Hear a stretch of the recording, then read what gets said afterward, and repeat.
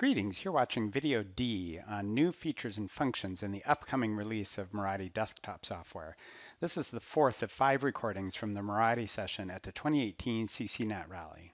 You can access the link to the playlist of all 5 videos and direct links to any of the videos by clicking on the Show More link in the video description located below the playback window. Literally in the next couple of weeks, by the end of this month, there will be a new release of Miradi Desktop, which is what we're looking at right now, and it's version 4.5. I'm going to touch on just a few of the new features and functions that are coming in this next release of Miradi Desktop. One of the most popular features that we've had for quite a while that I think most of you are familiar with is the color-coded activity tracking. People like to be able to quickly say whether things are on track or minor issues or major issues, which we've been able to do for quite a while for the action side of things.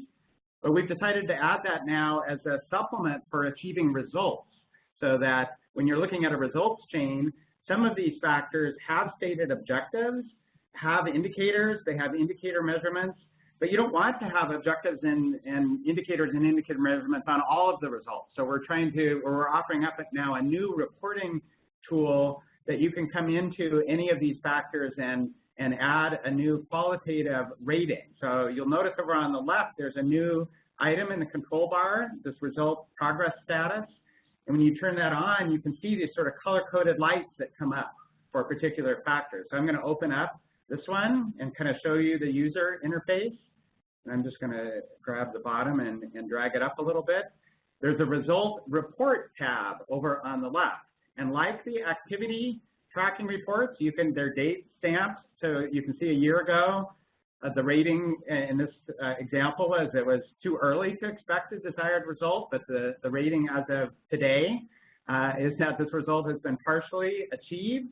And you can see if I do the pull down here, you've got a variety of different result types and color codes and different symbols show up. So if I chose the not achieved category, then we would see a red. You can see that there's a new code, color code that's been added, and a new icon that shows up on the results. So this is a new way to be able to augment the other kinds of or the activity tracking. And then once we added these sort of color codes for different categories or the different categories of results for intermediate results, we decided to include the activity color-coded ratings on the diagram as well.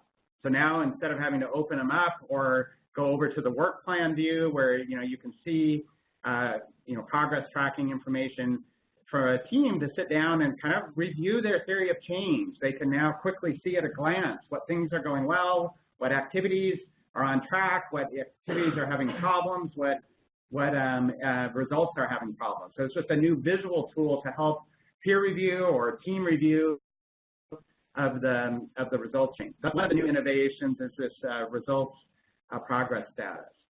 The second thing I want to show you is that we're very interested in trying to make Miradi more responsive to evidence-based conservation. So documenting the evidence around decisions that you're making and the results and the way that you're gathering it.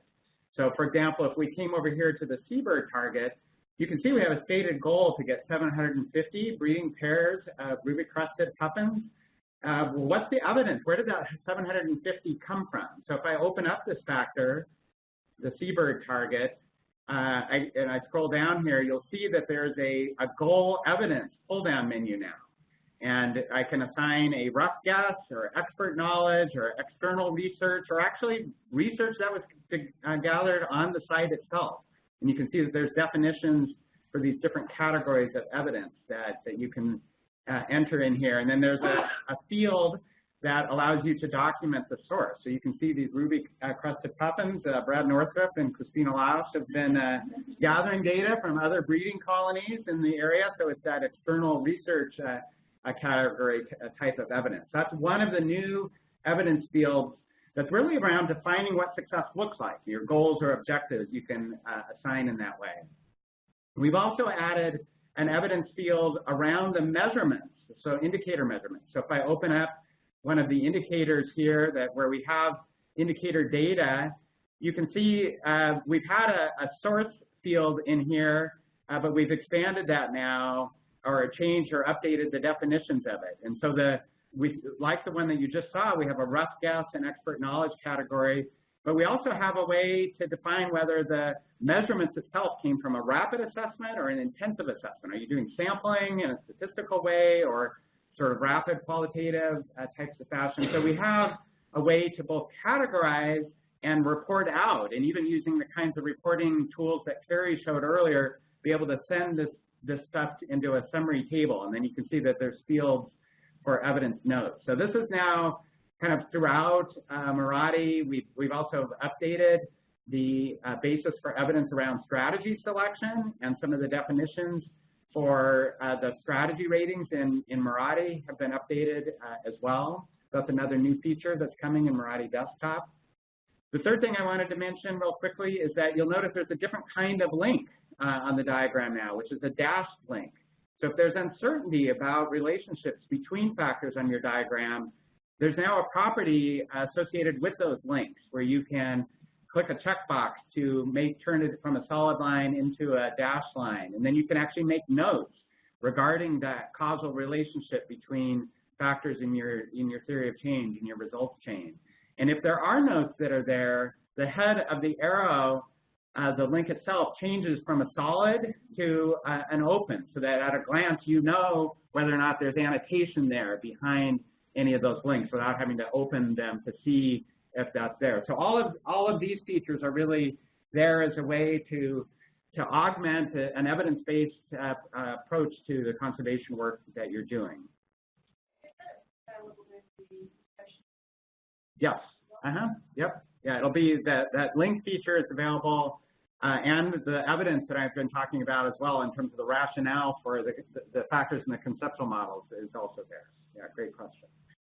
I'm going to mention just two other things. One is that the tagging feature of Miradi diagrams has been a really powerful tool for a long time to introduce people to theories of change, to be able to build diagrams in a sequential way where you talk things through, both in terms of the results chains.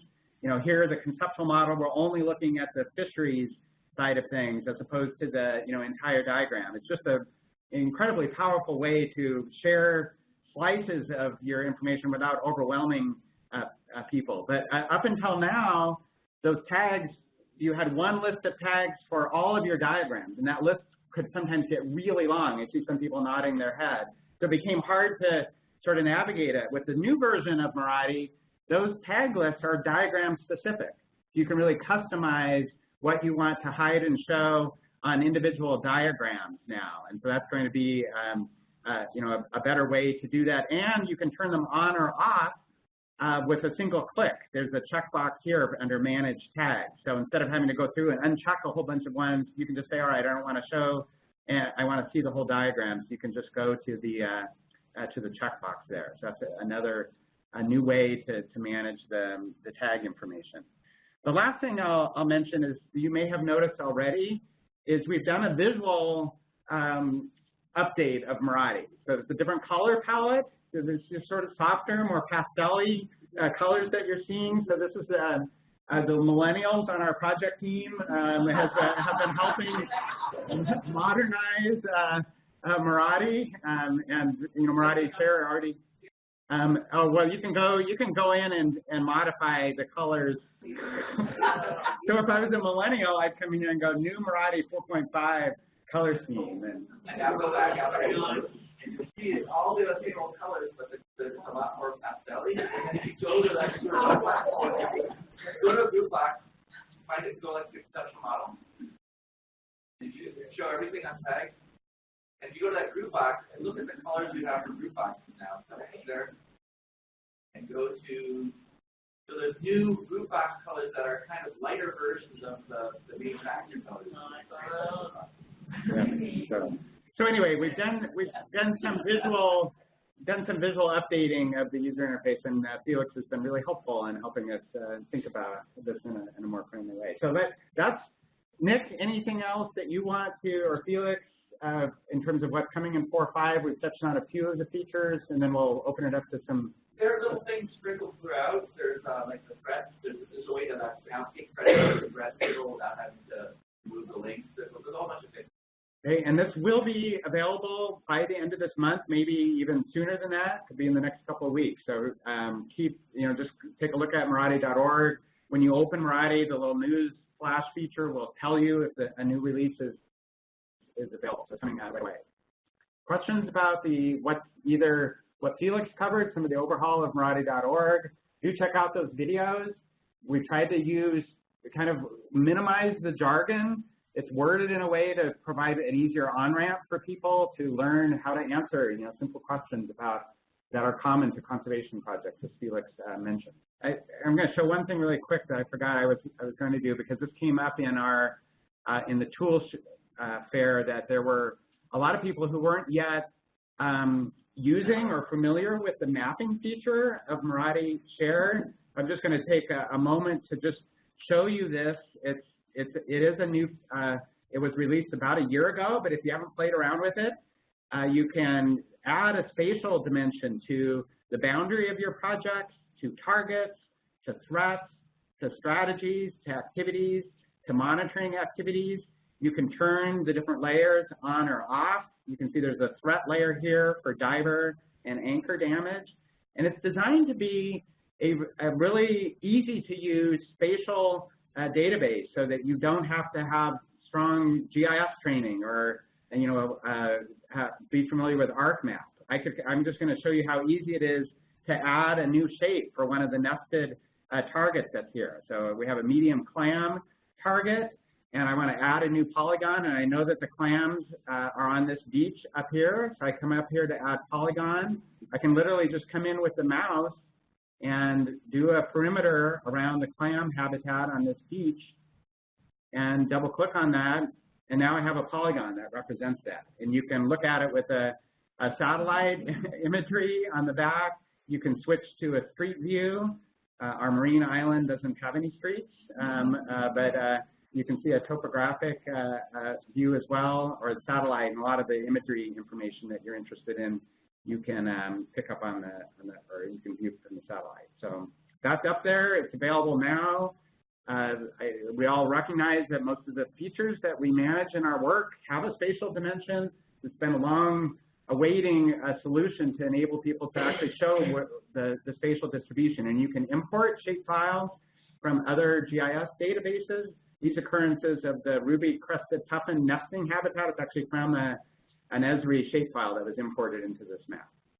And I might have missed this. Does this also include the indicators? Or measurements? Right now, it's restricted to you can put the monitoring locations. So that could be a sort of a surrogate for where you're gathering indicator measurement data. But it's really set up to represent the different factors that you see here right now, either regular. Yeah. We should say this is version 1.0 of mapping. So some of the next stories that we want to do is be able to take those polygons and start to associate attributes. So the viability status of a target, or the status of an activity, or all those other things. You can't do it today, but that's some of the next stories that we want to do. Yeah. And so users without GIS training will be able to come in here and do polygons and then feed them into the Power BI type of dashboards that Annette was showing you as well, to display that spatial information. Okay, so this is your opportunity to both ask questions in plenary. You can raise your hand, or, all right, I like this, nothing is perfect, all right.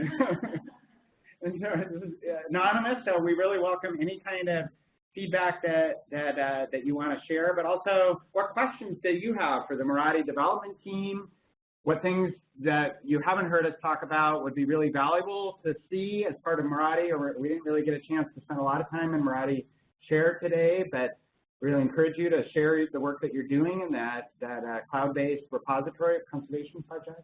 So who has the first question? Is the templating reporting that you saw, is the concept of being able to run a push-button report, that's something that looks useful to you, to take data, design a report once, use it for any of your projects? Yeah, Doug has been, Doug Pearsall has been doing that. Maybe while we're getting additional questions, and I'll show one example of that. Well, actually, let's, I'll go ahead and pop over to, this is actually another part of the mapping feature. You can have a map of your program. This is showing the countries where the Nature Conservancy is working. So this is up in Miradi Share, and you can have links to individual projects. That concludes this video in the playlist of Miradi recordings from the CCNET Rally Miradi session. Click on the Show More link in the video description below to access the playlist or direct links to the other 4 videos.